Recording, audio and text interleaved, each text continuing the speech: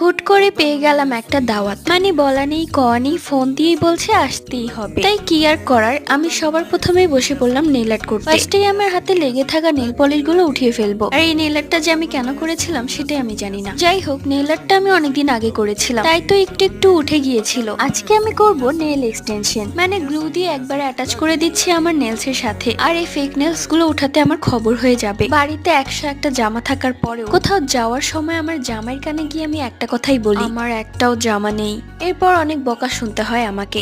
অনেক কষ্টে একটা পিঙ্ক কালার ড্রেস চুজ করলাম, কিন্তু শেষে আমার সাথে এটা কি হলো, যেহেতু আমার ড্রেসটা পিঙ্ক অ্যান্ড হোয়াইট কালার ছিল, তাই তো আমি ম্যাচ করে নেল আর্ট করছিলাম। কিন্তু যখন আমার নেল আর্ট শেষ করে আমি রেডি হলাম, তখন আমার জামাই আমাকে একটা কথাই বলল, ছে এটা তোমাকে ভাল লাগছে না, তুমি ওই ড্রেসটাই পরো। তাই কি আর করার, তোমাদের দুলাভাইয়ের কথা তো আমি আবার ফেলতে পারি না। তাই তো তার পছন্দ মতো ড্রেসটাই পরলাম। এর মধ্যে কমেন্ট করেছে, আমি শনি গ্রহ থেকে টুনটুন এলিয়েন। Wow, nice name.